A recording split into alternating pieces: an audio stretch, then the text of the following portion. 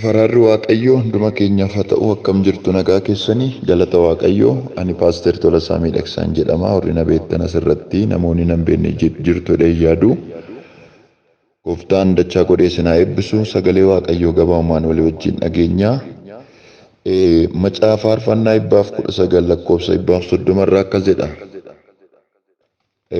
saaqamuun dubbii keetii ifa hin kenna wallaalota iyyuu nu hubachiisa jedha. Saaqamuun dubbii keetii ifa hin kenna wallaalota nu hubachiisa jedha. Gooftaan kan eebbifame haa ta'u. Anan irratti dubbachuu barbaadu Wangeela Yohaannis boqonnaa 11 38 hanga 44tti kan jirudha. Mata duree akkas jedhu irratti dubbadha. Humna sagalee kan jedhu irratti xiqqoo ishee dubbadha. Humna sagalee iddoo sanaa du'aa ka'uu fi du'uu Alaazer argitu du'aa ka'uu argitu Alaazer yeroo itti du'aa ka'edha iddoo sanatti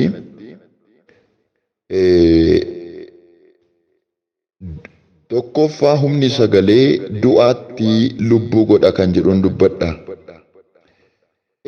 Iddoo sanaa Alaazer maaliif du'ee kan jedhuu fi tokkoffaa ulfinni Waaqayyoo akka ittiin mul'atuuf akkasumas immoo ilmi Waaqayyoo ittiin akka ulfaatuufidha. Dabalee du'a garas jireenyi jira kan jedhu qaanii garasis ulfinni jira akkasuma dhokachuu garas mul'achuun jira kan jedhu agarsiisa achirraa jechuudha. Humna sagalee kan jiruun dubbachaa jira. Tokkoffaa dubbadheera du'aatti lubbuu godha. Iddoo sanaa du'aa ka'uu Alaazerii argina. Alaazerii du'aa ka'uusaa argina. Gabaabumatti dubbadheeraa filiisaa dubbadheen darba. Humni sagalee maal godha kan jedhuuf tokkoffaa du'aatti lubbuu godha. Lammaffaa isuma kana jala du'aatti lubbuu godha kan jedhu jala 37 Hisqeel 37 lakkoofsa 1 kaastanii ilaaluu dandeessu. Achi immoo lafee goggogee lafee harca'ee lafee gatame argitu. Darbee humni sagalee maal hojjeta kan jedhuuf karaan kan harkaa badetti karaa agarsiisa. Yoonaas boqonnaa tokko irraa argachuu dandeessu kana gabaabumaan fiigichaan haasa'an jira. Isa sadaffaattan darbaa humni sagalee maal godha maal hojjeta humni sagalee marii jallinaa diiga. Daani'el boqonnaa 6 lakkoofsa 1 kaaftanii argitu. Achirratti immoo hinaaffaa Daani'el irratti ka'e argitu. Hinaaffaa Daani'el irratti ka'e. Daani'el kuni nama hafuura hundumaarra caalu humna hundumaarra caalutu Daani'el irra buufateedha. Sababii humni kun hafuurri kun Daani'el irra ta'eef Daani'el ni hinaafameedha iddoo sana.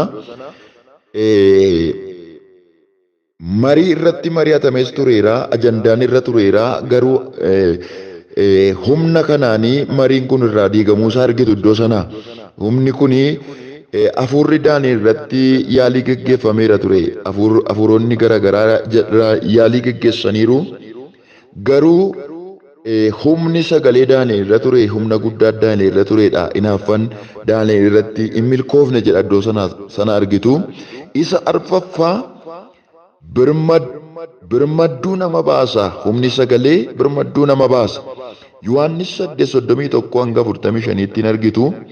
Akkasuma Galaatiyaa 5:1 darbee lakkoofsa 19 irraa hin argitu.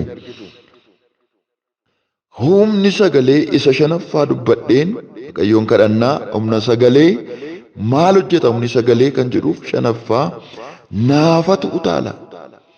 Hojii ergamootaa boqonnaa 3 lakkoofsa 1 hanga 10tti kan jiru argitu. Achi nama of hin dandeenye nama harka namaatiin baatamu tokko argitu. Achi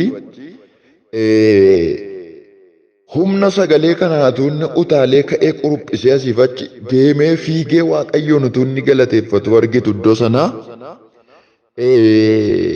Egaani buloota koo humni sagalee isa tokkoffaa du'aatti lubbuu godhan jedhee isa lammaffaa karaan kan harkaa badeetti karaa agarsiisan jedhee isa sadaffaa marii jallinaa diigan jedhee isa arfaffaa birmadduu nama baasan jedhee isa shanaffaa naafatu utaala. Ergamootaa boqonnaa 3:1-10 arguu dandeessu iddoo sanaa. Humna sagalee kan jiru irratti xinnoo ishee kadhadhaa.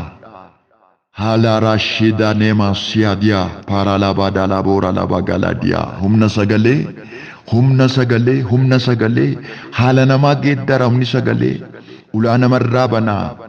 Sagaleen kun balbala bana. Sagaleen kun lafa namni hin geenye nama geessisa.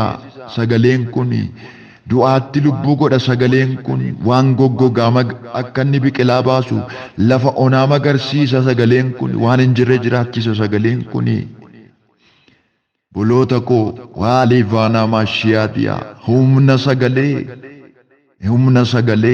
sagalee Gooftaa Yesuus galanni siif haa ta'u. Sagalee nuuf ergite ergaa keef dubbii keef hin dubbatta. Gaafatti dubbattu maaltu sin dhageenye? Dhagaan gurra godhate bishaan iyyaasee. Galaanni dhaabate girgiddaa ta'e saba kee ceesise. Gaafa dubbattu maaltu sin dhageenye? Du'aan bultii 4 bule lafa keessaa dache keessaa ka'ee dhaabbate. Maaltu sin dhageenye? Sagalee kee yaa Waaqayyo sin galateeffadha. Maqaa Yesuusiin galanni siif haa ta'u. Ulfaadhu kabajamee. Ergaa nuuf fiddeef, sagalee nuuf fiddeef, galgalli kun, yeroon kun, barri kun yaa Waaqayyo harka keetiin waan hoogganameef, hafuurri kee, sagaleen kee, ergaan kee waan jiruuf, ergamoonni kee marsaa waan jiraniif, dubbiin kee dubbatamaa waan jiruuf, balballi waan banameef, ulaa waan banameef, maqaa ilma kee Yesuusiin galanni siif haa ta'u. Ameen.